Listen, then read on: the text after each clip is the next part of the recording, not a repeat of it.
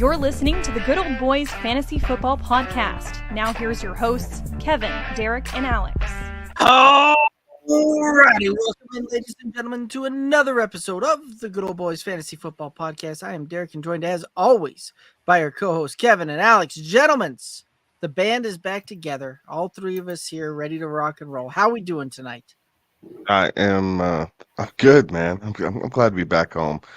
Being world traveler, it was fun, but it definitely took a little bit of its toll. So I'm glad to be back at home. Glad that it's Tuesday night. I'm here. I have my headphones back on and not my earbuds last week because what everybody didn't know behind the scenes was I couldn't turn the sound down on them through the laptop, and so it sounded like Derek was screaming at me the entire show, like straight mic in front of the face, yelling in my ear. Like I was like, "Oh my god!" I was like, "Derek, why are you yelling?" And he's like, "Dude, I have the microphone like a foot away from me right now." I was like, "Sounds like you're screaming in my ear, trying to get my attention." Like it was hard. So I digress. I'm sorry to have missed that last week. Oh, probably it's a good thing man. that I wasn't there because holy cow, to have two of us screaming in your ears wouldn't have been. It got to the point where I could take him out, set him on the desk in front of me, and I heard every word Derek was saying, like from my earbuds, like just down in front of me. I heard every word crystal clear, and then I only had to. My biggest thing was, crap, I got to put him back in so the microphone can hear me. Like, right? But That's good stuff. You know, we're semi-professionals. We made it through. It was fun. It was a good show, but I'm glad to be back in my normal accommodations. And I'm glad the band's back together here because we got the fun guys this week, right? We got the dynamic pass catchers this week, and these guys are electric. So this is gonna be a fun show. As they say this time of year, survive in advance, right? That's what you did last week. Just survived the earpiece debacle, right. And we've That's advanced on to this week. Speaking of surviving and advancing, rough week for the old brackets there. Was it though, or was it just first? It was a rough first round. It was a rough first round because everything else has kind of got pretty chalked, chalky, right? Yeah, Sweet 16 is pretty chalky. We took a roundabout way to get there, but it was a little interesting. I think there's, I obviously kind of cheat the system a little bit, but I have one bracket that I fill out that I feel like is the one that I think, and then my second bracket is the one that, hey, maybe the heart's not as smart as we think it is, so let's use our brain a little bit more here. Both of them are doing like okay, but we still have a national champ alive in both of them. That's the big thing. Still have a national champ alive in both of them. One is Houston, one is Arizona. I know that Arizona is kind of a trendy pick. Houston also kind of a trendy pick, but they're a 1 seed. So looking forward to this week. You got a scare from your Aggies, man. Not my Aggies, the wife's Aggies. But yeah, that game. You're associated by marriage, dude. You're just as good as in. I say howdy all the time now. It's something else. It was that was a great game. Like for as many of the round of 32 games that were kind of stinkers, because there were a lot of games that multiple games with a 40-point spread. Like a lot of overmatched teams, a lot of Cinderellas that the clock was striking midnight before the game even started. And so like, it was refreshing that game was really, really close. I think Creighton's game was really close. Creighton, Oregon, that was a good one.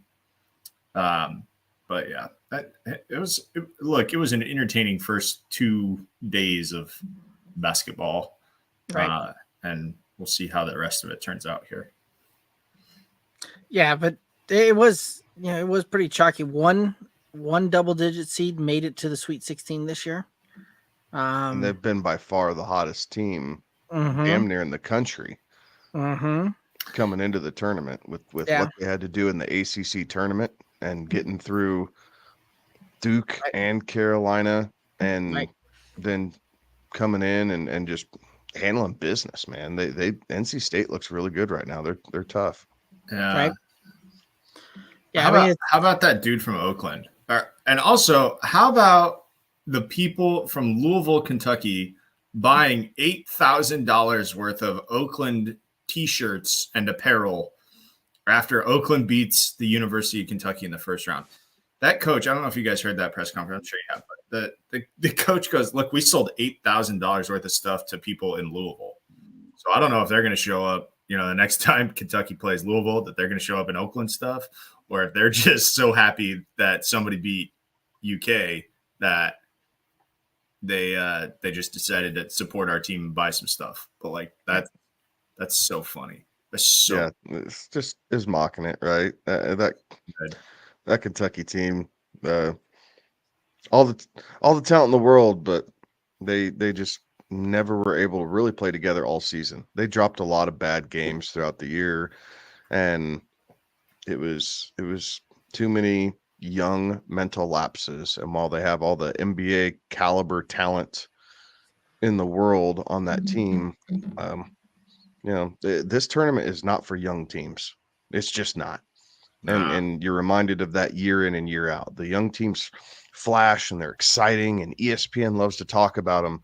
But you get into this tournament and you get some teams with good junior and senior leadership, and they consistently make deep runs. And very rarely are they led by a freshman or even a sophomore. In most cases, it is the upperclassmen carrying the way for the majority of these teams. Right. Yeah. So any other thoughts here on the madness they call March, or we ready to head towards some NFL side of things? There was I'll pivot away from basketball to the madness that they call March, and we got ourselves a rule change, boys. Yes, we did. Rule change. It's like, I feel like we need a siren, right? We need lights flashing and a siren. Of course, we were talking about that you can no longer hip drop tackle. Right. That is the biggest rule change that has come out of those winter meetings down there. I'm being facetious. The kickoffs are going to look a little different next year, but not entirely different if you've been following, football of other forms, because they tried it out in the XFL, and if you don't think that other forms of football have an impact on the NFL, well, you would be sorely mistaken. The NFL is not dumb. They're paying attention to what's going on in other places. And quite frankly, I think they love the fact that the XFL and the USFL exist, and now they've combined their leagues so that it's not too many things competing against them. But they need that. They need that developmental league. We were talking about this before the show started. The NFL sorely needs a developmental league. Every other professional sport, major sport in the U.S. has a developmental league except for the NFL. And college isn't it. There's too many rule differences from college to the NFL. Yes, the game is starkly the same, but there's too many rule differences that you need a developmental league. And so this XFL, USFL, which is now just the USL, right? Is that what they're calling it? I can't remember. Yeah, the USFL. Yes, correct. That they're going to try some things, and we're going to see some things carry over, just like we are with this new kickoff rule. We're going to see some things carry over. And I wouldn't be surprised if this rule makes its way into other levels of football. Right. I would not be surprised. Yeah. Yeah, very well could be, right? Like, it's one of those two that, for the most part, if you've got not good special teams, like, I can just see the coach going, yeah, just boot it through the end zone. We'll take care of it from the 30 instead of the 25 this year. So, but yeah, it'll be a little different. I think what it does is it makes. I think you see more of the adjustments in the strategic planning more in the second half, right? Like, I think the first half can be pretty ho-hum as teams kind of feel each other out, and you're jockeying for field position and, not trying to, I guess, overcommit or do something silly in the first bit and putting your defense in a bad spot. But I do think it's going to be interesting that when you get in the second half, especially in the fourth quarter, like what do teams decide to do? Right? Are they going to try and kick it out of the end zone, saying they don't want the chance of a run back if a guy's gashed them twice earlier in the game? Are they going to try and drop it in, and if it trickles into the end zone, then what? It comes back out to the 25 or something like that. Like it's. I do think there's different ways to do this, but I think one cool thing is it allows the kickers to kind of show off their craft a little bit. Because while we don't necessarily think of them as top-end athletes compared to the rest of the men on the field, these kickers are very good at their craft, right? And they can do some really cool things by hitting a football with their foot, right? It's just we don't quite talk about that, but the different ways we've seen it a little bit in the different ways that they try and get spin on these onside kicks, right? Like some lay the ball flat, some are, putting it straight up on its point, some have it canted off to the side one certain way to try and get this oblong shape to kick high up in the air, and that way you can go and try and grab it. Well, now they get to do different things with, you're talking pitch, right? Am I using my pitching wedge or am I using my 5-iron? Like, I mean, it's that type of thing. Or to Derek's point, are you pulling out the driver and you're just blasting it through? Because I am still under the belief that if you kick it through the uprights, much like in Arena League, you should get a point. Mm-hmm. You should get a point for kicking the ball through the upright on a kickoff.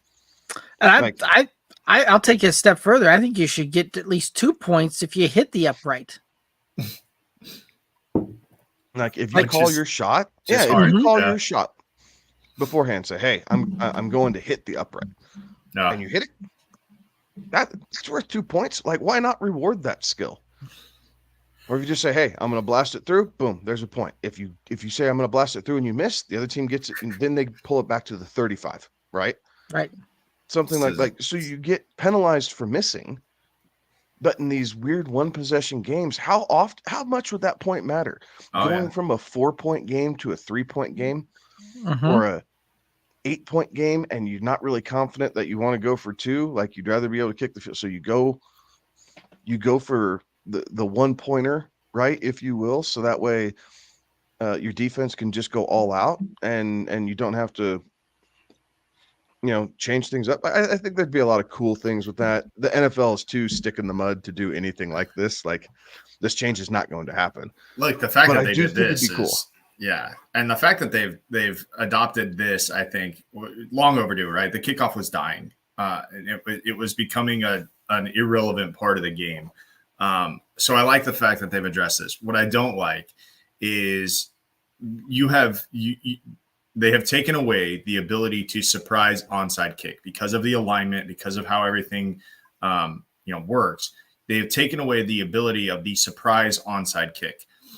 The downside to that is teams no longer have to prepare for that. If you are going to onside kick, you have to declare your intention before you line up so that everybody can line up in the old fashioned way, which I think after a while is going to be weird to see, right? Like just it's going to be weird to see both teams lined up 10 yards apart from each other, along with the kicker.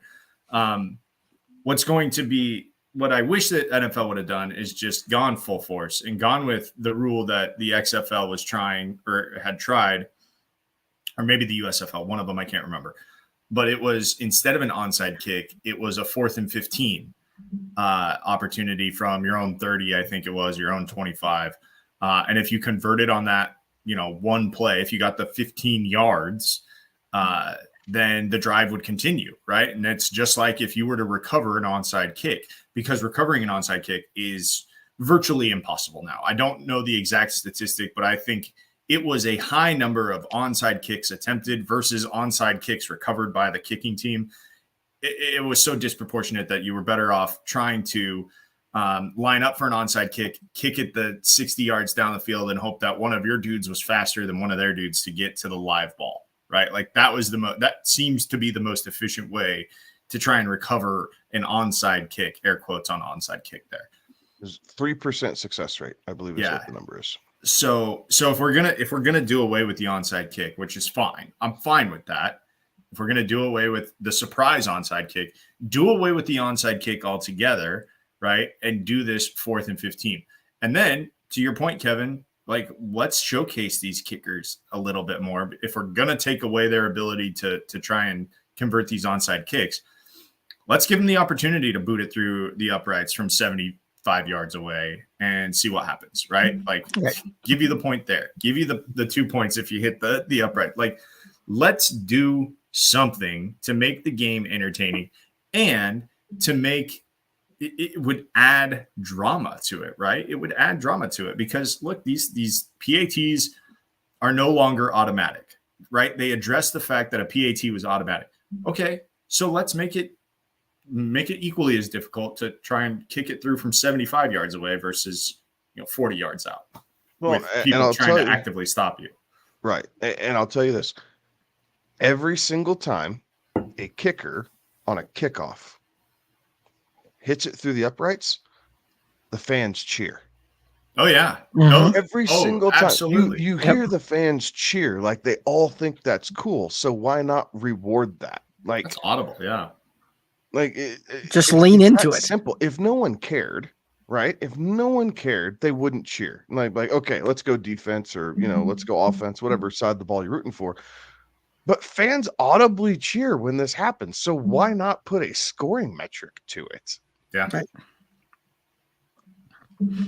I'm with you. I will be, I think maybe not this year or your next off season, but maybe the off season after that. I think they're going to realize, look, let's just get rid of the onside kick altogether. I think it's only a matter of time before the onside kick goes away altogether. We get that 4th and 15 rule. I think it'll be fun to see how this other league, what rule changes it implements, and see how those work or don't work. And I still want to be able to challenge PI and it actually get reversed. Fair enough. Fair enough. All right. We did have a question come in here. So this is coming from Twitch. Dark Sage saying that they're not the biggest NFL fan. So knowledge is a little bit lacking there, but in college football, they're a Army fan and curious if Army has any players that we could see being drafted this year in the NFL, which is an interesting, kind of prospect and an interesting thought because Army has not had a player drafted in the NFL since 2008. So, we're coming in on many years now without a selection there. And any thoughts to this one as far as players that could be, you might see them call their name called on on draft days. So I couldn't come up with a name off the top of my head. So I went to some assistants and started pulling up the massive draft boards that some of these sites run. And out of about 630 players across multiple sites that have been scouted and charted and draft projections and everything else, unfortunately, there are zero Army Golden Knights on the big boards for this 2024 draft. So not that it couldn't happen. Surprises are abundant in the NFL, but I will tell you it is highly unlikely you will see an Army player be drafted this season. Yeah. Army Black Knights. Black Knights, sorry, not Golden Knights. Sorry, Vegas. I was watching hockey earlier. No, I was watching hockey earlier. I'm sorry. We don't like the Golden Knights. The Black Knights we respect. I will also add this to you, Dark Sage. It wasn't until very recently where players who did get drafted by the NFL from service schools were allowed to go fulfill that, right? That there was a change in some legislation that happened. That Congress had to pass a law that allowed service academy athletes to go play in the NFL before, serving their country like they signed up to do when they signed up to go to that service academy. So that's why it's not that often.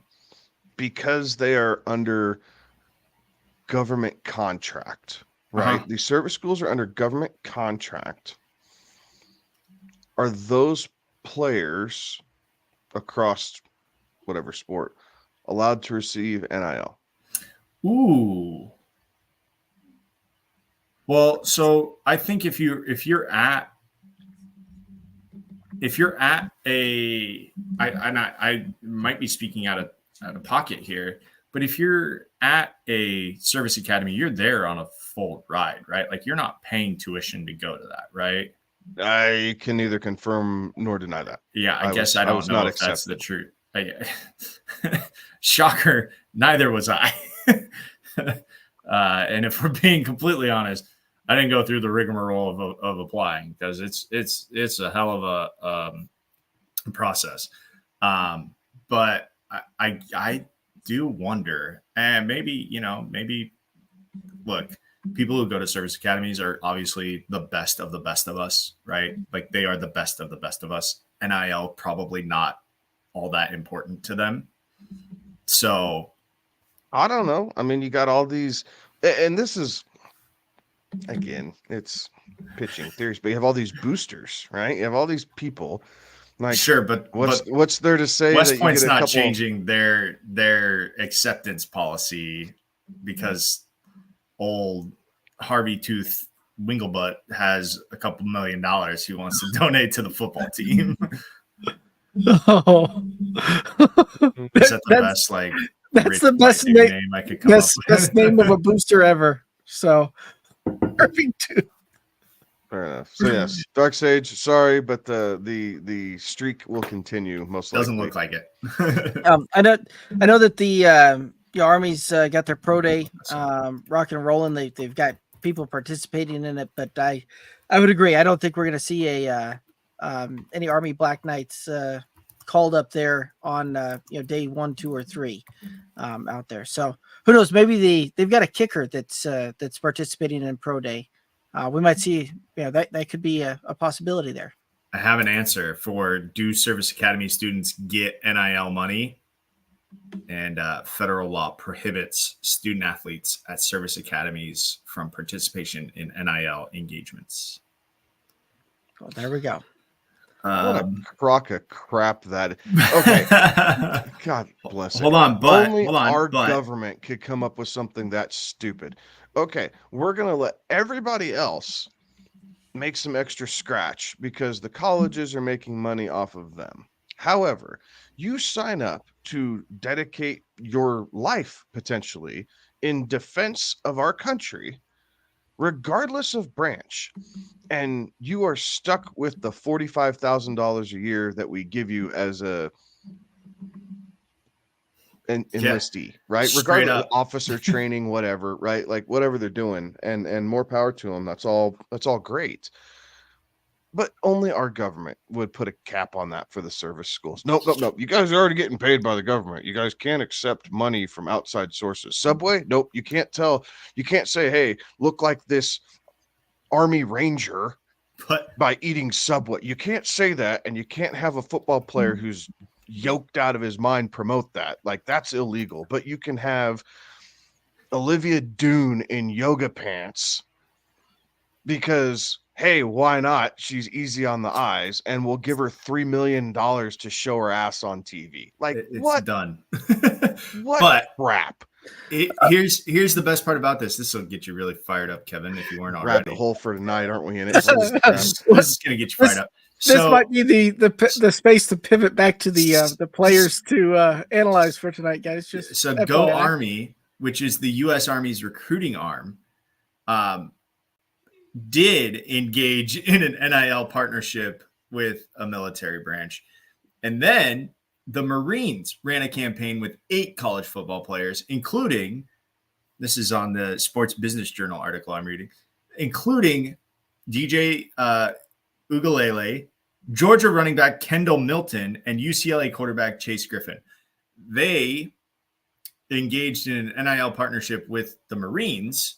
So the Marines paid them, but because those at service academies are classified as employees, they are not allowed to engage in an NIL partnership because they are employees of the federal government. So just so you know, the federal government is allowed to sponsor, and they do. Hell, don't they? Think about all of the Army stuff you see or the military stuff that you see at NFL games, they're allowed to sponsor other student athletes, but not those that are at the service academies. That'll just get you fired up there. Not right. But we yeah, let's need to talk do better about- by our service people of all creeds. From start to finish. Yeah, Start to finish, we need to do better by our service people. All right. Sorry, Derek. We got in a rabbit hole. All right, so And the Avs lost, so this is just a great night. This is a great night, everybody. Snap their winning streak, huh? What the? Yeah, but Max still scored, so we're good. His point streak is alive. well, there you go. So 9-1 out of the last 10. Okay. yeah. All righty. Well, we do have player profiles to get to tonight here, and yeah, as it was stated, we're looking at pass catchers, wide receivers, tight ends here. And we're going to rock and roll through some wide receivers, through some tight ends. I figure we'll kind of rotate through this thing. And Kevin, we started off last week with you. Let's go ahead and just keep that ball rolling. And why don't you go ahead and lead the way here with the wide receivers? All right. I'm kicking off the wide receiver set with one Marvin Harrison Jr., the 6'3", 209-pound junior out of Ohio State University. At one point was widely regarded as the consensus top wide receiver pick, and now we've seen a little bit of contention coming up here for this number one wide receiver pick here as of late. So we'll find out whether that's going to be factor cap, going back to a previous segment we had. There you go, Derek. But yeah, so obviously early first round pick, expect him to go in the top 5. Elite athlete, comes from a bloodline, obviously, with his father playing in Indianapolis with Peyton Manning for all these years. Soft hands, really good footwork. He's a very strong route runner and knows how to create separation on intermediate and deep throws pretty stinking easily. He has long arms, so it helps him play bigger than his 6'3" frame. It also helps him with a great catch radius, so he's a little bit more forgiving on slightly off-target passes. But nevertheless, all these rookies have things to work on. So a couple things that Harrison needs to work on. He needs to make sure he keeps that ball high and tight, carries it a little bit too loose. And we know how punch happy these NFL defensive backs are, right? They absolutely get going when they feel like they can get turnovers and turn maybe a broken coverage into a turnover and a change of possession. So got to hold that ball nice and tight. Also probably work on some overall strength, right? Too often he gets brought down by the first guy. So you'd like to see him have, and not Derrick Henry status breaking tackles, but you'd like to see him get through some of the arm tackles that some of these DBs use at times and be able to kind of fight through that. And then kind of the last thing is with the great speed that he has, sometimes he misses when to gear down, right? And when I'm saying that, it's like some of the comebacks or some of the quick ends to get underneath that defensive back and create that separation. At times he does struggle with that, especially on the shorter routes, because his burst is so good, doesn't slow down quite as well. So nevertheless, extremely fluid athlete, guys. Like this guy is one of the can't miss opportunities here in the draft. So whether he goes to Arizona, whether he goes to Washington, whether he goes to New England, like all these top teams, right, that we kind of heard him, Arizona, that he's been rumored to. Marvin Harrison Jr. is going to be an immediate impact and help whatever quarterback he is playing for. All righty, Alex, why don't you go ahead and lead or go second there? All right, so I've got Romeo Dunze. We saw what he did, a fantastic national semifinal out of Washington there. 6'3", 212, ran a 4.45 at the combine in the 40, and a 1.52 in the 10-yard split. So played a lot of football for Washington. Including the awesome year that he had last year. He led the FBS with 1,640 receiving yards. He had 1,781 all-purpose yards. 92 catches, 13 receiving touchdowns, played in all 15 games. And if there was a question about his toughness, he suffered a broken rib and a punctured lung, recovering an onside kick against Arizona, stayed in the hospital overnight, rested over a bye week, and then played in the team's win over Oregon. He's got good size, elite ball skills is the scouting report on him. He is projected to be a day one starter who becomes a top flight wide receiver one. If Marvin Harrison Jr. is a can't miss, Romeo Dunze is as close to that as you can get without being Marvin Harrison Jr., right? And who knows? Maybe he has a better career than Marvin Harrison Jr. because team most in need of wide receiver if they go that direction first, and he gets to go to a better situation. A couple strengths here that are listed. He's got good separation talent, early eyes on the football to find positioning as quickly as possible, and does a good job because of his size that he can body defenders and control the air traffic. Again, 6'3", 212. It's a little bit bigger than, some of these guys that we've seen coming out of late. We've seen some of the smaller end of the spectrum guys when it comes to these wideouts, and this guy feels like, his comparison is Larry Fitzgerald. Like, he's a bigger dude than some of these other guys that we're seeing. Weaknesses, rushes through the early stages of his double moves. There's attention to detail is missing from some of his routes, and room for greater effort as a run blocker, which I think probably can be said for every wide receiver ever, that you can always be a better run blocker. But look, when you get to the NFL, yes, unless you're going to Detroit, you're not really going to be getting paid to run block, right? You're going to be, and if you go to Detroit, you're going to be paid to bite kneecaps.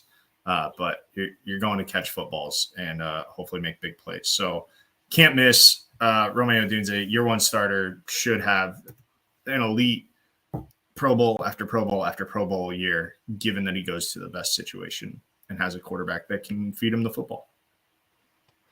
I like it. That's going to lead us to Malik Nabers, who's the 6 foot, 200-pound junior out of LSU, and a guy whose stock has kind of very quickly risen over the last couple of months here.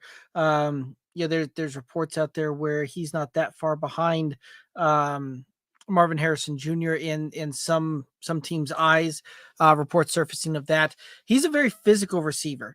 He's dynamic with the ball in his hand. 50-50 balls and contested catches really aren't 50-50 balls, and they do favor Nabers there.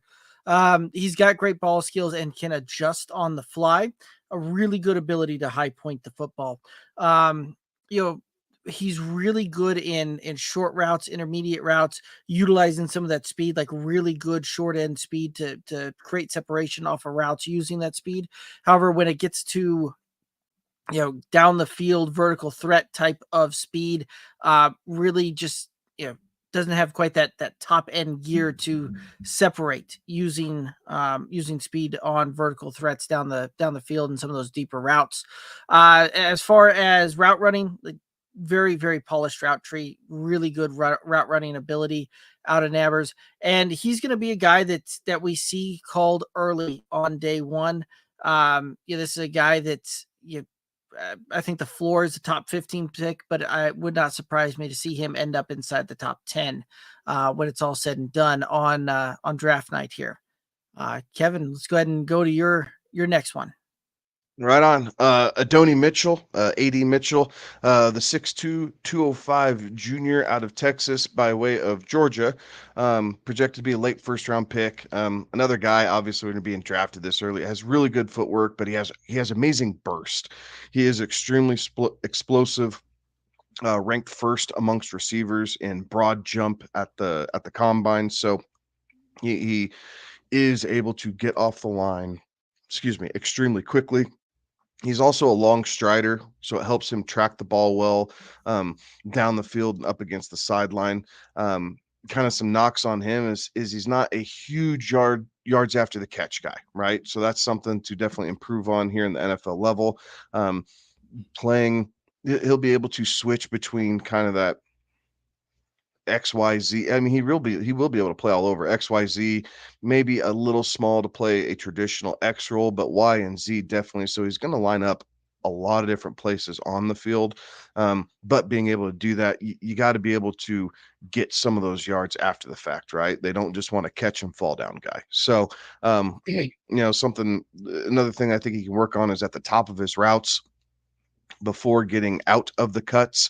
At times he has wasted motion, right? So whether it's too much of the upper body, maybe one too many jab steps trying to set the corner up, instead of just hitting his break and going, can move around just a little bit too much. But overall, he has a really good skill set, and he has really good hands, despite the fact that his hands are a little small for a wide receiver, right? We always talk about it amongst the quarterbacks, right? But I mean, his hand was 9 inches, which we shy away from all quarterbacks when they hit that, right? The whole Jared Goff story, and still going back to that, man, his hands are so small. Is he going to be able to do it? And Jared Goff's turned out all right, and you haven't heard as much about that this year amongst the quarterbacks, but it matters for receivers too, because the bigger your hands are, the more surface area of the ball you get when you're going up and grabbing those high point balls and 50-50 balls. So overall, A.D. Mitchell, again, great asset, late first round pick. I don't think he slides into day 2 with as high as these receivers are kind of trending here at the moment, but it is possible he slips into the very top end of day 2. And if he does, watch out, because what a great pairing you could end up with in Chicago with DJ Moore, Keenan Allen, and Adonai Mitchell, if you're not careful, to go along with Caleb Williams. So Chicago is probably salivating here a little bit, or I guess that's Carolina's pick, isn't it? Yeah. Yeah. So Carolina. So there you go. Give Bryce Young a target there. So that would work as well, because God knows Carolina needs pass catchers because they don't have squat there. But good player. Yeah, good player. Couple little things to work on, but I think overall he will be able to make impacts from the get-go at the NFL level. Cool. I've got Xavier Legette. This would be a day 2 guy. 6'1", 221 out of South Carolina. Had a pretty good showing at the combine. Ran a 4.39 40, 1.54 there at the 10-yard split, 10.6 at the broad jump, vertical 40-inch vertical, which is going to lead into a lot of the things that I have here notes wise. He can go up and get the ball. Perfect candidate for Hail Mary. If you find your team being in those situations often. Unfortunately, that is a kind of a once in a couple of game situation that you find yourself in. And if you find yourself in that situation too much, yikes. But this is your guy if you need that. Has good size again, 6'1", 220. Like that's good size. We've seen some of these scrawnier dudes. I've talked about a couple bigger guys here. Here's what I like. I like this one. Owns his space and the defender space when the catch is contested. So again, if you find that 50-50 ball, it's not really a 50-50 ball for him, for Legette. He's got sneaky burst, they say, and that propels vertical separation and run after the catch speed, and has powerful hands to add catch security with or without contact. Some of the knocks against him, while he can win in the catch phase, they say the release and the route phases lack polish. Struggled against tight press man coverage when Tennessee played them, and has below average quickness getting in and out of his breaks.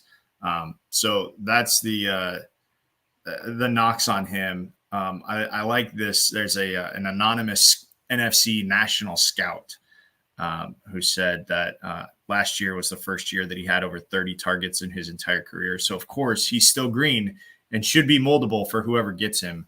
And he's a good kick returner, too. Again, should develop into a decent wide receiver. Likely won't hear his name called on night 1 in the first round, but should definitely be gone by the 3rd round. I like it. All right, Luke McCaffrey. He also has the NFL bloodlines there as well, right? Son of Ed McCaffrey. Brother is Christian McCaffrey. He's 6'2", 198. He's a senior out of Rice. He's got some decent acceleration. Can hit top speed pretty quickly. Yeah, the route running has improved. He recently transitioned from to wide receiver from quarterback. He's got really, really good hands, has the ability to make contested catches. His route running, though, does have some opportunity. And really where I think we could see Luke thrive early in his careers as a slot receiver, being able to play in the right type of system. We could see some pretty good upside there. But there is some development that would be required to see him play the X or the Z type of position out there. This is a day 3 guy. He might slide up into day 2, but I'd feel pretty good chalking it up as a day 3 pick. All right. Going to number 3, Lad McConkey. Okay. 6 foot, 286 pound, junior out of the University of Georgia. Really won over the fan base there, coming in as a 3-star recruit. Yeah, so nothing was really expected of this guy, and he just turned into a baller for him. When something needed done, you were able to count on Lad McConkey to get it done. So, great player, great admiration from the fan base there at Georgia, and a team that has kind of struggled a little bit to have receiver stick, right? That's kind of been their revolving door, if you will. McConkey stuck through it all, and really encompassed what it was to kind of Kirby Smart's player, right? His game plan. So good athlete, great short area quickness. Obviously he's a great run blocker. So you could definitely find uses for him all over the field in those running schemes coming from Georgia, because that's expected from them. He does a good job tracking the ball on longer throws, making sure he gets underneath that football. And he is kind of a natural route runner, not a great route runner, but he is very natural. So a little bit of polishing that needs to go on there, but he does have all the concepts down.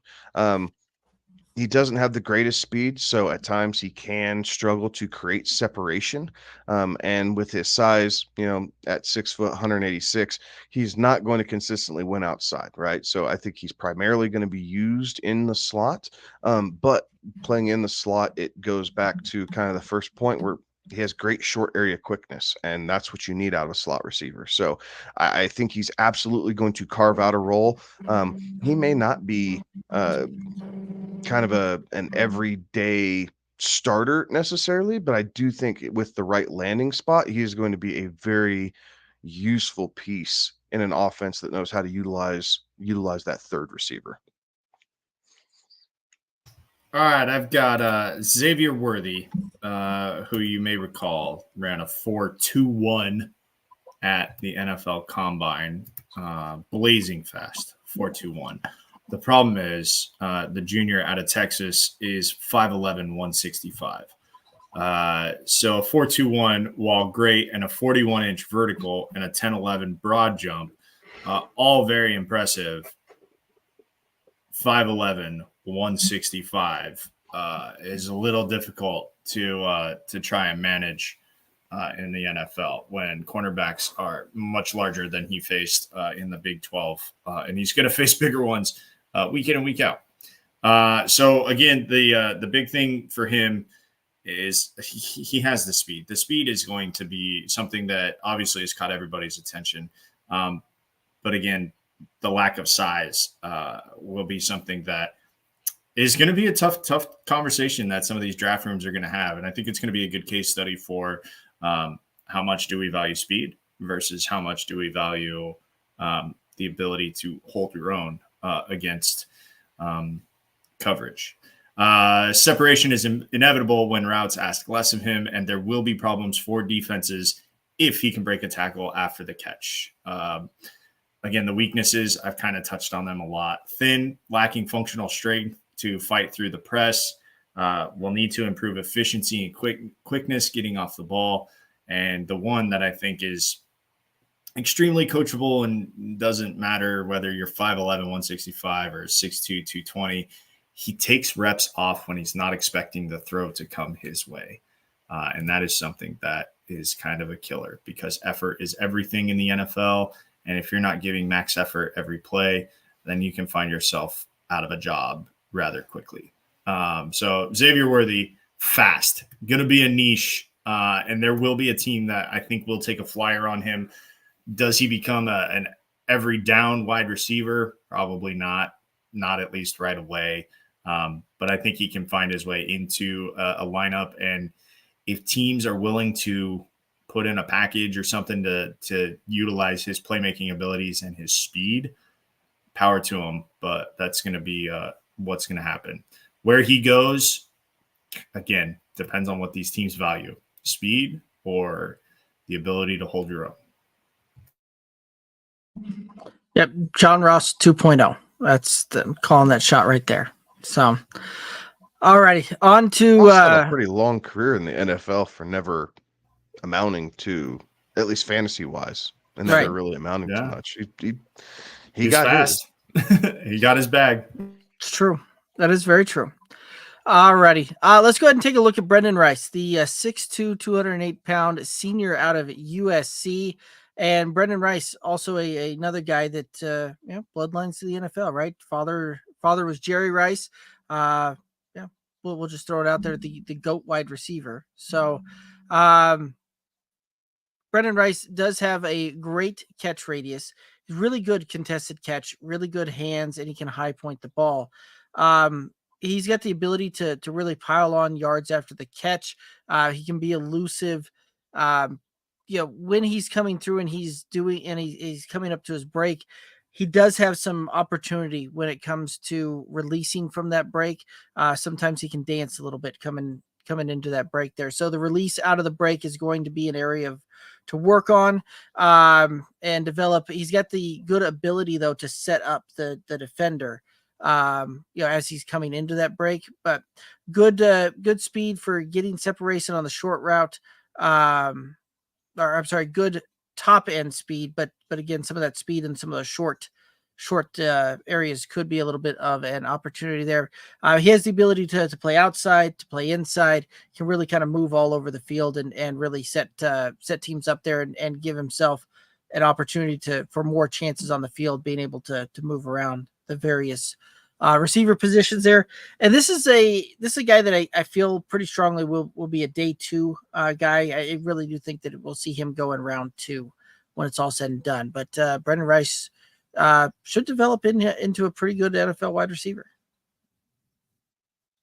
Man, it's so crazy seeing all these legends and their kids here starting to make their way into the NFL. What a cool thing for him and his dad. Very cool. Next up on the docket, we have Ricky Pearsall, the 6'1", 189-pound senior out of the University of Florida, projected as a late second-round pick. Another guy who has great ability to separate in the slot, and he is extremely elusive after the catch. Sounds like a Tom Brady special right there, if you ask me. So, undoubtedly, he'll be able to find a nice role here as a pro, being able to do that. He's a good route runner, very sharp cuts, and has great hands. So these things all help. He does struggle against press coverage. So outside, he is going to struggle quite a bit. But however, with him being a great slot receiver, he will be able to get off coverage quite often if that's how NFL teams are going to use him. And really the biggest knock on the guy is he does not play as fast in pads as the stopwatch says he is. Right? A lot of players, you almost seem faster in the game, right? You kind of hear that. It's like, man, it's a slow 40, but look at his film. Like he's just flying past these guys and they play faster with pads on. Ricky is unfortunately the opposite, right? He just doesn't quite play as fast with the pads on, but his metrics and his measurables are extremely fast. So overall, I think he's going to have a very consistent shot to be able to show his worth. I think in the right system, much like the rest of these guys, you could see him blossom into a very reliable number 2 option coming out of that slot, especially with all the young quarterbacks that we have in the league right now, right? We talk about this tight end, slot receivers. The closer you are to the quarterback, the easier it is for him to distribute the football. So in the right situation, you could see him with a lot of opportunities. But he's got to find a way to get past some of that press coverage, because at 6'1", you can't live in the slot. They're going to ask him to go outside. And he's got to be able to stack up against these strong DBs who love to get handsy. He needs to find a way to beat that. All right, next up, Troy Franklin out of Oregon. He is a junior, clocking in at 6'2", 176, ran a 4.4 140 at the combine, 39-inch vertical, 10.4 on the broad jump. His NFL comparison, I like this, Chris Olave. But he is fast enough to beat press, but he lacks the play strength to win combat catches and fight for operating space underneath. The book here says not going to be a wide receiver 1, but a damn fine complementary piece for an established wide receiver 1. And let me tell you, if you can carve out that little niche in an offense and be a nice complementary piece for a featured guy, sometimes the defense wants to take away the featured guy and then you become the guy. That's all I'm saying. So he can carve out a nice little career for himself if that's the role that he takes on. He can hit corners with a wicked crossover to uncover on quick slants, accelerates pass and stacks cornerbacks behind him, and is talented after the catch and will hit his share of catch and run scores.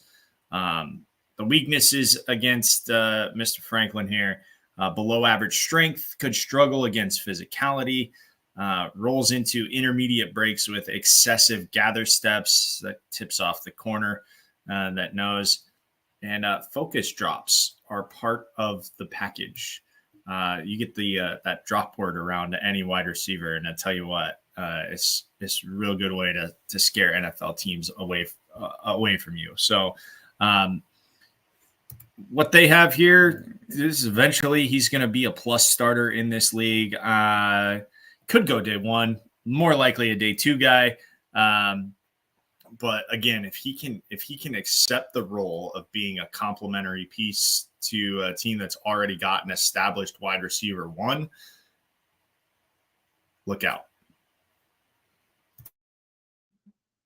I like it. The drops, the yips, the no goodies, you name it. Those are words you don't want to hear as going next to a professional athlete for sure. So, that's where it got Jerry Jeudy. A fat contract in Cleveland, because that's what it gets everybody. There you go. All right. Next up, we got Brian Thomas Jr., the 6'3", 209-pound junior out of LSU. And Brian Thomas has got really good speed. He has a great ability to track the ball down the field and adjust to the ball down the field.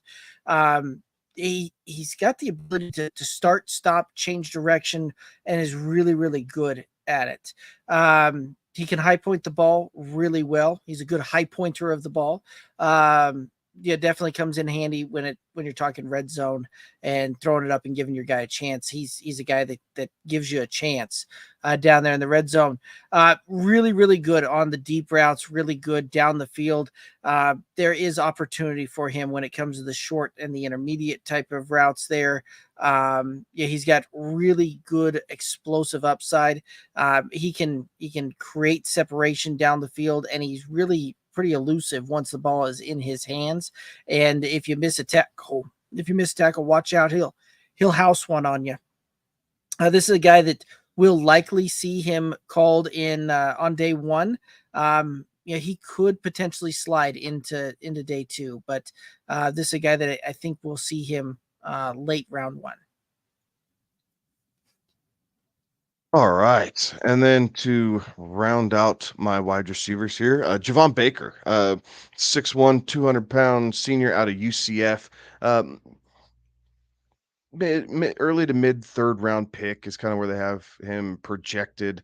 Obviously, not as elite as a lot of the guys that we've covered up to this point, but Javon is very good at catching the ball in traffic, those contested catches. So he has a strong leaping ability to help high point the ball down the field. But a couple of knocks on him is he does not get up to top speed quickly, right? He's kind of like a locomotive. It takes him a second to get there. Now, once he gets that top speed, it is very good, and he will be able to put pressure on safeties. But he's going to have a harder time playing outside and getting pressure on cornerbacks playing off coverage, just because he doesn't get up to that top speed as quick as the elite receivers do. Uh, Also struggles from some mental lapses. He just drops the ball too much, right? So he needs some more focus out of Javon, being able to secure that catch in, watch it into the hands, not peeking over your shoulder, trying to figure out where the safety or the linebacker's coming from. Worry about the task at hand, secure the catch, and then you brace for impact. And kind of with all that said, he doesn't have the greatest burst, right? Kind of goes in line with everything. So, kind of a typical day 3 player, right? Yes, it's at the beginning of day 3, or no, the back end of day 2, excuse me. They do rounds 2 and 3 of the same day. So back into day 2, there are holes in his game. Nevertheless, he's going to be able to fill in, whether it's a team's 3rd, 4th type receiver here to start. He'll have multiple opportunities to find his niche, but it's probably going to start out. He's going to have to play some special teams to keep earning that playing time and show his drive, and that he's not, I don't want to say bought in, that he's adapted well to the NFL game. But overall, Javon Baker, coming out of UCF, anytime you get some of these smaller colleges for any of these guys making it to the league, like, it's a great deal, right? It is a great deal. It's good for him, good for his family. And he's going to have more than enough opportunity to show if he can make it in the big leagues. All right, another day 2-ish guy. Devontae Walker out of North Carolina, 6'1.5", 193 pounds, ran a 4.36, 40 and a half vertical, 11.2 in the broad jump. His NFL comparison is Alec Pierce. Guy can fly. That's the big thing, is that he can fly, and when he's running go routes, posts, corners, and over routes, that's his thing. If he's got to run tighter routes or make some turns or go in and out of breaks, that's what's going to probably cost him draft position here. Strengths can really get going. He averaged over 30 and a half yards on his touchdown catches in his career at North Carolina. And yes, he had a really good quarterback throwing to him, right? A guy that we project is probably going to go here in the first round.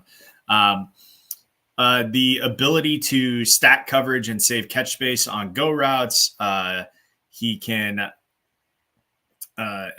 showed substantial improvement finishing contested catches, and he can leap and make full body extension to turn would-be overthrows into catches, which is a quarterback's best friend, right? Quarterback that overthrows you, you turn that into a catch. You're gonna find yourself with a really nice bonus gift at the end of the year from your quarterback. The weaknesses, though, as I mentioned, is route running, dull cuts, and excessive drifting.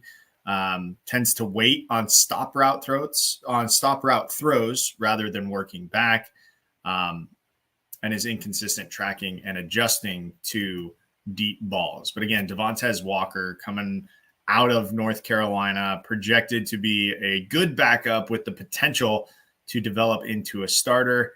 And right now they say probably in that day 2 range, could fall down into a day 3 wideout.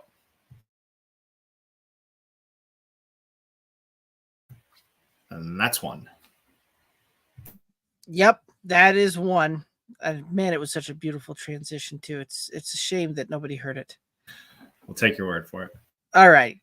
Let's go ahead and take a look at Keon Coleman, the 6'3", 210-pound junior out of Florida State. This guy has the frame that you look for when you're looking at an X type of wide receiver. He can battle through press coverage. He's got a great route tree. He can create separation at the break. He can make contested catches. He's dynamic with the ball in his hands. He has the ability to outleap defenders, high point the ball. Again, a red zone type of weapon here. Top end speed, though, bit of a concern with him, and he is going to be a day one pick.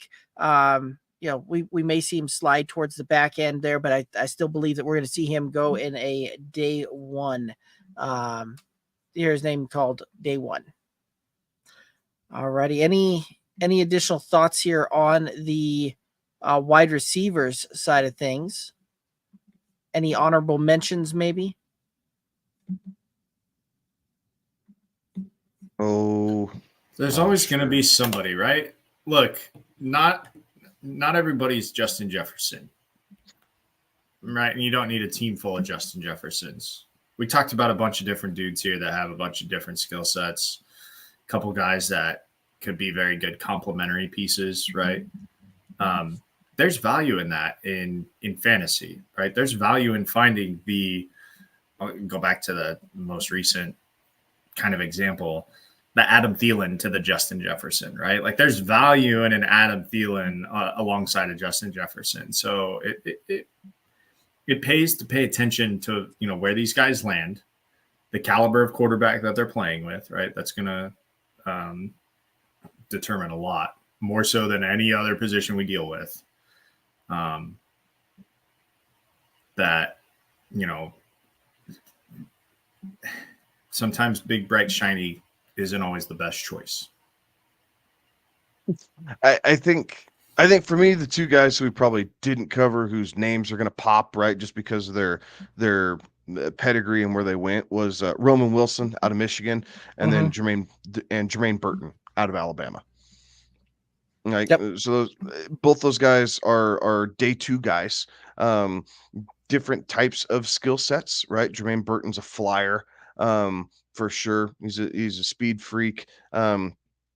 Has improved his catch rate, but I think at times lacks a little bit of focus, but does possess the ability to get up on top of safeties pretty quickly and wreak havoc there in the secondary. Roman Wilson, while he has the speed, he strikes me as closer to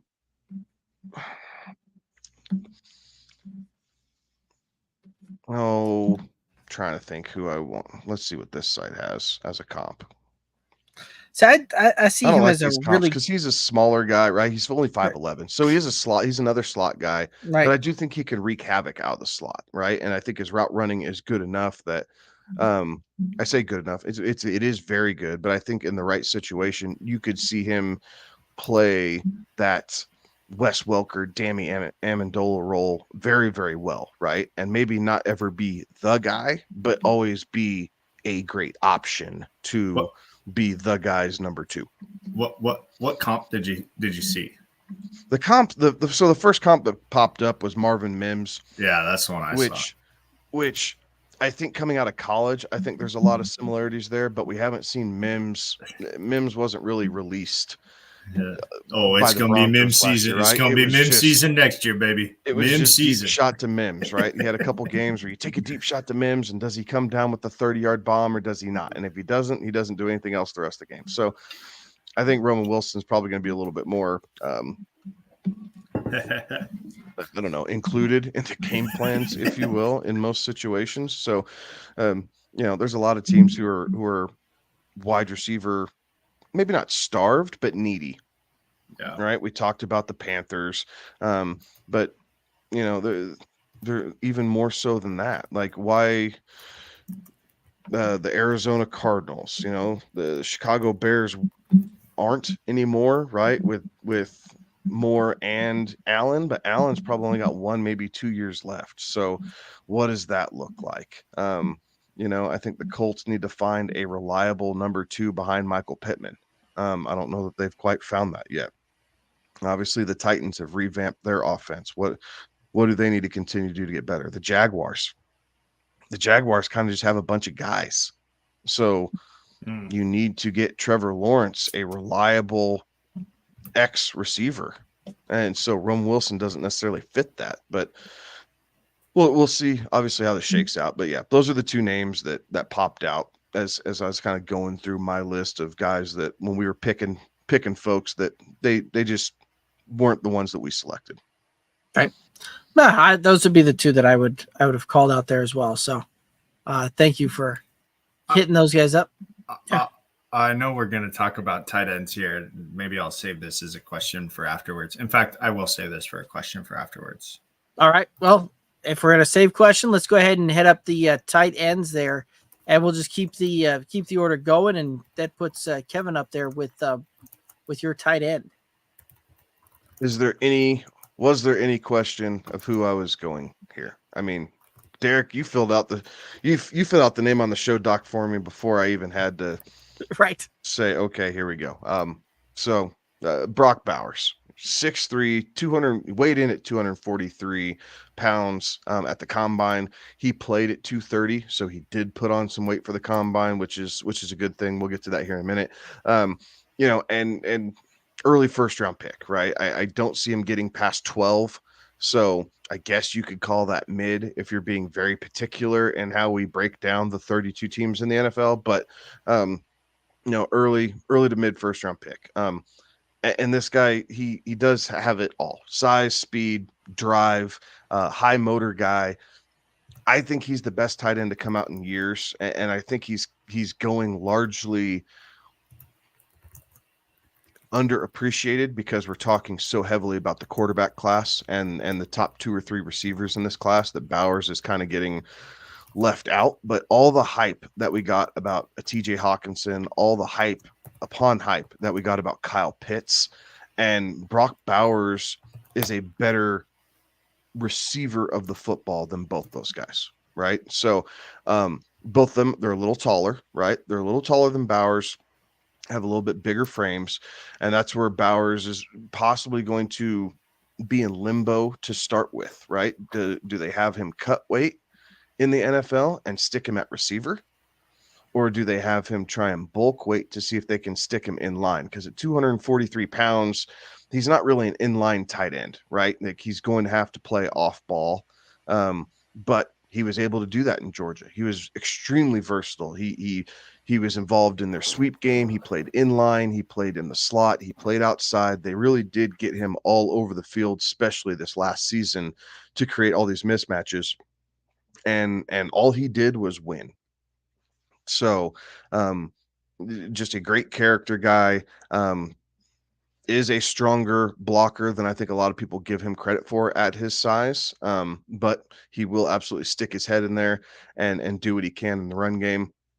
I think some of the things that he needs to finish or continue to polish off is a little bit more consistent in his route running. I think at times he rounds off routes instead of cutting routes a little bit. And I think at times against man coverage, some of the hand fighting, especially with some of the stronger, the bigger safeties or the stronger linebackers that he's going to go up against, he's going to have to be able to, deal with the hand fighting and get off the ball to create that separate, or off of them to create the separation, excuse me.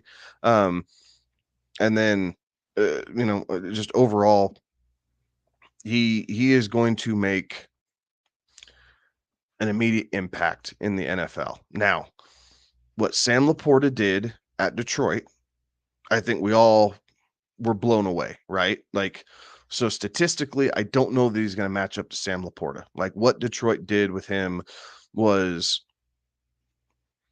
an anomaly in a lot of ways. But I think his yardage could easily surpass that of a Sam Laporta. I just don't know that he's going to have the touchdowns that he did. So, given the right situation, I wouldn't be surprised if he pushes close to 1,000 yards his rookie season. and then we'll just see how many times he can fall in the end zone. But great prospect, and the best receiving tight end that we have seen in a very, very long time. All right, I've got Cade Stover, the senior out of Ohio State, 6'4", 247, ran a 4.65 40 at the combine, 34.5 on his vertical, 9'9" on the broad. This big frame that he's carrying around there, so it's understandable why some of those numbers aren't as big as some of the other guys we've talked about tonight. His NFL comparison is Jake Ferguson, who had a very solid year for the Cowboys last year. And as somebody who had Jake Ferguson shares last year in fantasy, very productive. So if this guy can put up similar numbers to that, then good on him.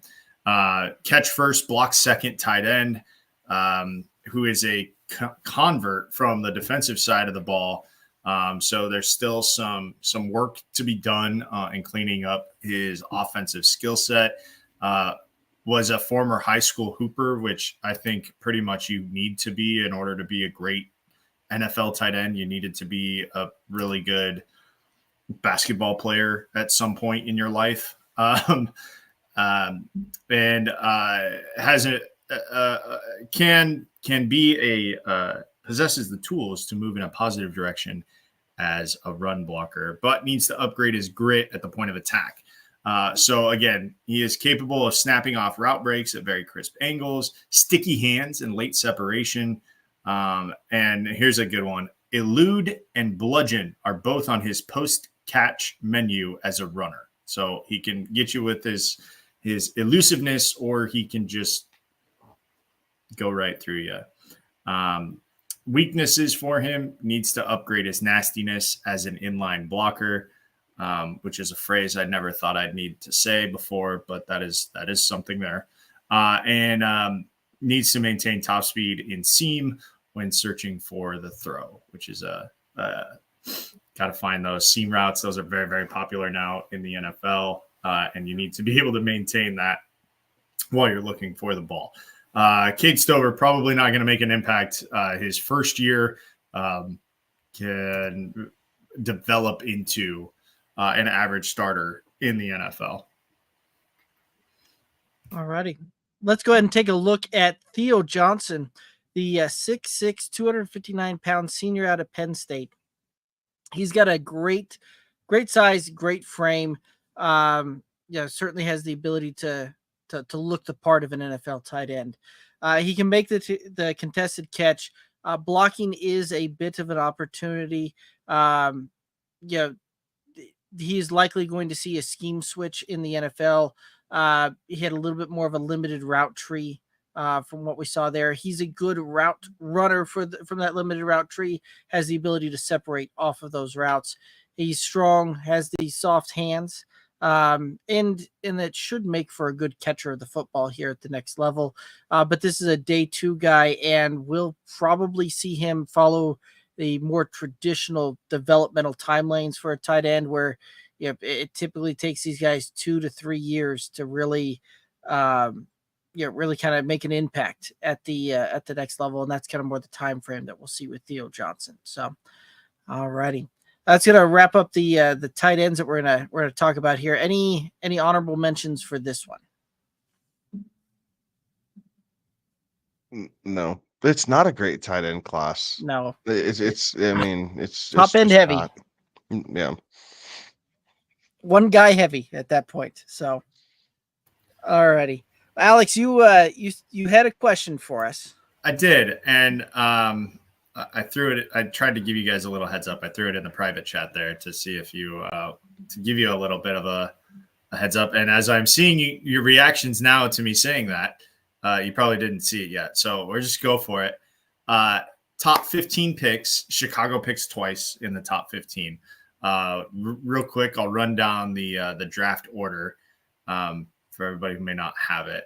Chicago picks 1, Washington 2, New England 3, Arizona 4, LA Chargers 5, New York Giants 6, Tennessee 7, Atlanta 8, Chicago again at 9, New York Jets at 10, Vikings at 11, Denver at 12, Las Vegas at 13, New Orleans at 14, and Indianapolis at 15. I picked 15 because it felt like a nice, easy number. Realistically, we could do this 14. There are 14 teams picking in those top 15 picks. Chicago picks twice. How many of those teams take a quarterback? 5. I agree with that. 5. Do you have your 5? It shouldn't be. Mm-hmm. It shouldn't be 5. But nope. I think it will. I don't know 5. that there are 5 quarterbacks to take in this draft. In the first round. In the first round, you're mistaken. There's a good chance there's 6 taken. Right. Yes, but I don't know that there should be. That we can agree on. But we'll see. Okay, so Chicago takes quarterback at Chicago 1. takes Williams. That's okay. I'm gonna call the shot there. Yeah, that seems fair to me. Ryan Poles was making his rounds today, and seems like he's trying to sell everybody on the fact that maybe he's trying to sell Caleb Williams on the fact that they got something going there. Okay, Washington at 2. They're taking quarterback. Yes. New England at 3. They're taking quarterback. They just shipped Yes. off Mac Jones, so they're taking quarterback. Arizona at 4. No. Not taking quarterback. I agree with that. Would not surprise me to see Arizona trade out of this pick, though, either. And somebody come up and take quarterback here. Okay. Chargers at 5. Probably not taking quarterback. They're not. Nope. Giants at 6. This one's kind of an interesting one to me. Would not surprise me. Yeah, I think they also go Especially quarterback.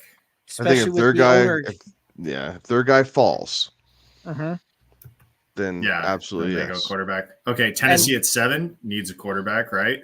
Not taking one. Nope. They could use one. All right, Atlanta at 8 doesn't need a quarterback. Nope. Chicago again at 9. Stranger things have happened. They're taking a quarterback the second go around.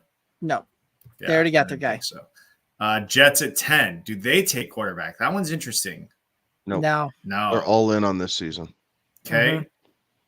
Boy, that really screws them for next year. Vikings at 11 need a quarterback. There's your 5th. Oh, okay. So at 12, we're done taking quarterback. Do you really want Bo Nix drafted at 12 overall? I don't. And I think Bo Nix, I don't know that Bo Nix is there for them to draft him at.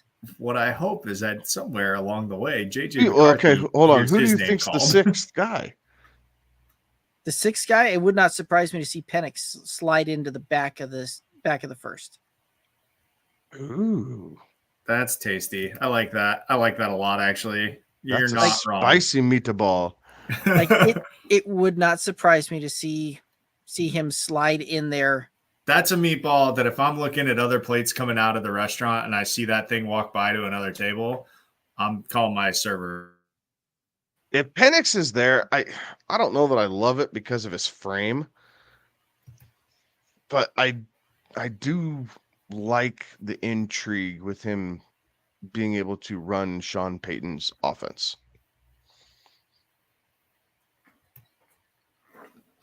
Okay, so I don't. Here's what I don't want. I don't want Bo Nix as you talk about 6, right? The Broncos at 12. Yes, I don't want Bo Nix. And JJ, what you're saying is gone already at this point. Right now, the Vikings seem to be hot to trot about trying to find a way to get to JJ, and I wouldn't be surprised if that's where the Giants went. And before, and there's a lot of reports coming out of Washington that's their guy. So like they very well could be that we see Caleb and JJ go 1-2. You got Drake May, you got Jaden Daniels still out there. Would not surprise me to see. And if those they'd go two are JJ in a heartwould, the Patriots would. They're not dynamic enough to know what to do with Jaden Daniels. No, they're just not. So that would be something. Okay. So Denver does not go quarterback at 12, but maybe they do. I really hope they go Brock Bowers. I'm not going to lie. That would be very nice. Brock Bowers in a Sean Payton system. We've seen that number before, and it works really good. Vegas doesn't take a quarterback. No, they're not going to reach on. They're not going to reach on Penix there, I don't think. And then New Orleans doesn't take a quarterback. Now that No. Carr is signed, right? Well, Mhm. we've seen that. We've seen that before. Guy was signed and then got kicked to the curb. And then obviously the Colts don't need a quarterback. They got their guy last year. He just got hurt and didn't play. But yeah, so you think so Derek, realistically, of the top 15 picks, you think six quarterbacks go in the top 15 picks? I think 5 go in the top 15, and I think we see a 6 before the first round's over. So if you're setting this line, quarterbacks taken in the first round, I go 5.5. I'd probably lean on the over. You'd lean on the over. I think we see this time and time again where somebody sneaks up to take take a shot on the guy to get that 5th-year option. That's exactly it. It's that 5th-year option with the quarter. It's the reason why the Packers traded up, right? Which they look like brilliant geniuses now, because Jordan Love is apparently the second coming, third, fourth coming there in Green Bay, and that's that 5th-year option is so valuable. So I understand why quarterbacks go higher than they should. Because of that 5th-year option. Right, exactly. Now, speaking specifically for the Broncos, they have so many damn holes. Yes. That they can't afford to reach at quarterback. I mean, they fire sale, right? They went fire sale this offseason. So you're better off going, if you're not a believer in Garrett Bowles, you're bringing in a tackle and then trying to flip Bowles, if you will. Or really, they need pass rushers. Jared Verse out of Florida State is most likely going to be there. Now, there's a chance he's gone, but there is a good chance that he is gone. And even if he is gone, then you still have Jerzon Newton out of Illinois. Both of those guys are on the defensive side of the ball. Newton plays a little bit more of a traditional D end, D tackle occasionally, but Verse is a rusher. He's a D end edge rusher, and you gotta start somewhere, right? You need a pass thrower and someone to tackle the pass thrower, like keys to the NFL. So I don't think the Broncos reach. I think they really just kind of set back and end up with one of those 2 defensive players. I think, because I don't believe Brock Bowers is going to be there at 12. I think he's gone before that. I would agree. I just that would be my hope, is that he ends up sliding a little bit there. But I think he probably Brock Bowers. Chargers? No, I think the Chargers are looking at whoever the Cardinals take at wide receiver and take the other. Right. I'm with you there. At 9. Oh, yeah. That's stupid. It should be illegal to have 2 picks in the top 10. Like, worked out. Why not? Miami, if Chicago's going all in, you're going to get Caleb Williams, because Kmet didn't re-sign with them, right? Kmet left. Yeah. Yeah. No, I thought Kmet was still there. I could be wrong. Checking.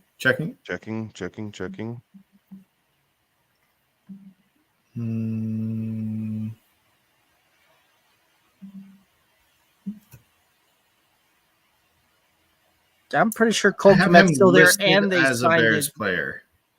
And they signed Gerald Everett. Okay, so maybe not. Okay, so maybe not 9. There you go. Okay, so they don't go 9. Jets at 10. Bringing a tight end weapon for Aaron Rodgers. I sure hope they go offensive line for Aaron Rodgers' sake. Like you almost have agree. to, like with the way this draft is falling, if you could get Alt from Notre Dame at that spot, like you have to run up to the podium. Right. Run up to the podium. Like, boom, here's my left tackle. Okay, we're gonna finally get this right. Like we've tried, and they have tried, but it hasn't worked out. Here's our guy. And get Alt to protect Rodgers, and like that. That's to me, that's where the Jets have to go. The defense is good. They kept it intact. You get Rodgers back, obviously. You signed Mike Williams, so you don't need receiver. So you have Garrett Wilson. You have Brees Hall. You have Mike Williams. So you know your receiving core is in large part fine. You need offensive line play, and you brought in Smith to help with that a little bit for the 5 games he plays.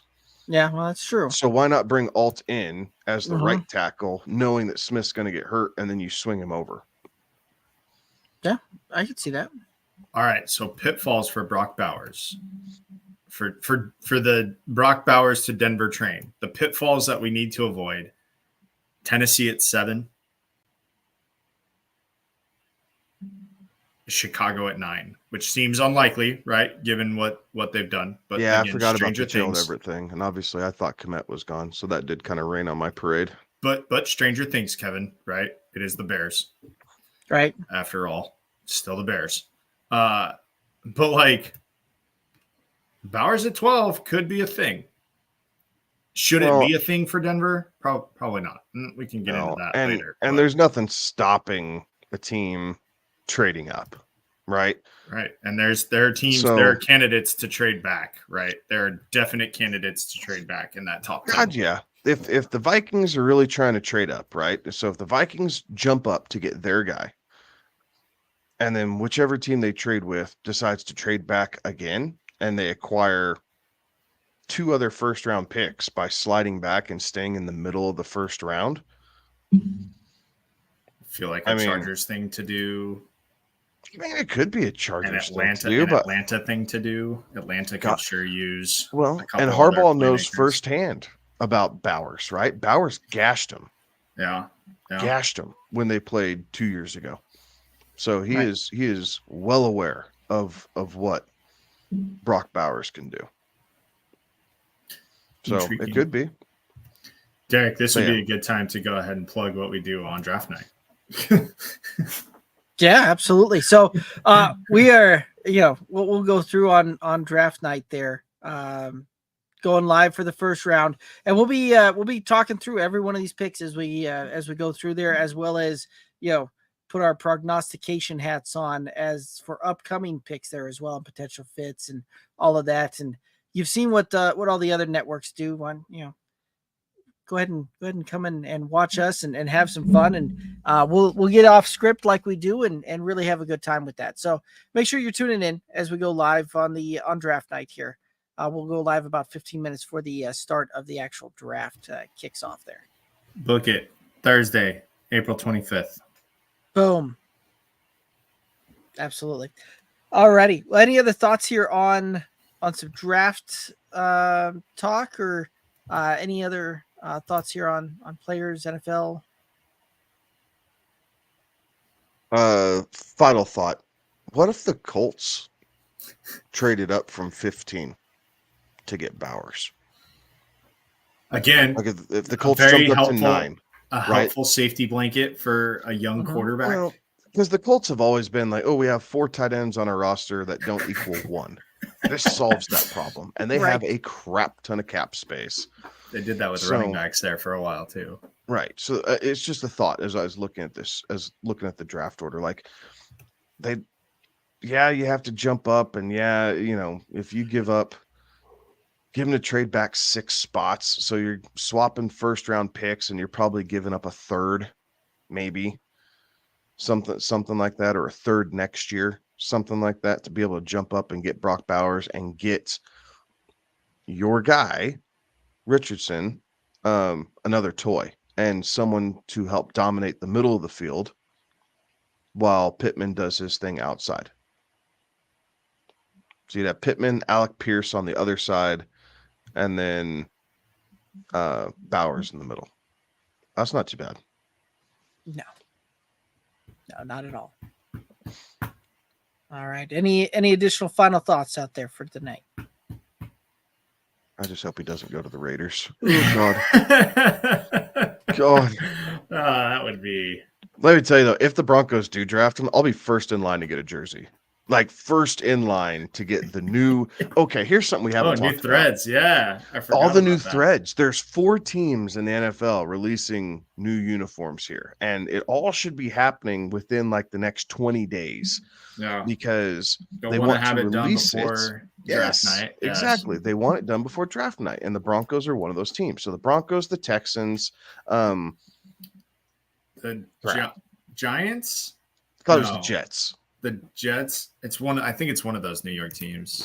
Yeah, I think it was the Jets, and then there's one other, but there's 4 NFL teams toying with new jerseys, and I've heard only in speculation. Lions, Broncos. Lions are there, and I know the Texans did because they already released theirs. Yeah. Trying to find. Just read the article about it the other day too. Yeah, I'm trying to see through this article. Okay, so anyway, the Jets, Texans, Bears, Broncos, the Broncos and Lions. Lions. Yeah. Oh my. So yeah, so I would be first in line to get a brand new. But it's the same logo. Ditched. Bring back the D. So yeah, but if they're gonna put like the mountain peaks on the shoulders or something like that, I think that with this new ownership group, right, money is no object. Oh boy, is it not? As evidenced by the fact that they will just piss away $40 million. And believe me, with what they did to my season ticket prices, God knows they're getting enough from the fan base. Jeez. I don't know how you have that bad of a season and my tickets went up by that much, but I was not pleased to see that. You should invoice them for every win that you were able to witness versus how much money. Just invoice them back and be like, this is dollars owed. Right. So we'll see how that goes. But yeah, so I'm super excited for the new threads to see what that looks like across. It will be interesting. Because the teaser did not do much, just kind of showed there's a slight change in color, and that the primary logo, is going to stay the same. Yeah, it's all good. Like, It'll be I fun. think we're gonna see more of a play on those snow-capped white helmets that they had last year that were sick. That was a good look. So they played like crap, but man, did they look good. Yeah, but I wonder if you do away with the blue and you go orange and white. Yeah, you go orange and white. But then we that can't say that sharp look. If God wasn't a Broncos fan, then why are sunsets orange and blue? We need that. No one ever says orange and blue. They just say orange. No one says orange and blue, but I'd do the white. Like I think those would look sharp, man. Yeah, it was a good look. It was a really good look. We'll see what they release, but yeah, fingers crossed. They have high hopes because I've spent quite a bit of money on this franchise here for the last. You and the Penners have also spent quite a bit of money on that franchise. Yeah, let me tell you, something tells me their ROI is a little bit better than mine. Good stuff. But yes, that was my last thought. Okay, Derek, I don't remember. Did we give a good old boys farewell to Aaron Donald? Oh no, I don't think we did. Okay, Aaron Donald, congratulations on your retirement. Congratulations on absolutely wreaking havoc over offensive lines for your entire career with all the sacks, the Defensive Player of the Year awards, and just being one hell of a football player and a lot of fun to watch, sir. So you've made this game better while you were in it, and I wish you the best of luck in your next endeavors, and we will wait a couple years and then we will see you on the first ballot into Canton, I'm sure. So congratulations to you, Aaron, and I wish you the best of luck in whatever ventures you decide to pursue after football. Yeah, first ballot Hall of Famer for sure. The only people that are happy about seeing Aaron Donald no longer on a football field are offensive lines and their coaches that no longer have to deal with that headache. Well said. Alrighty, that's gonna do it for us tonight. And make sure that you're following us on all the socials: Twitter, Instagram, Facebook, TikTok at Good Old Boys FF. Head over to the youtube.com/ at Good Old Boys FF. Click that subscribe button, ring the bell. We'll be back next Tuesday. We're talking quarterbacks, we're talking running backs next week, and then we're into mock drafting up until April 25th when it is time to tee it up and do it live. So that's going to do it for us tonight. He's Kevin. He's Alex. I'm Derek. Have a good one. Be safe. Toodaloos.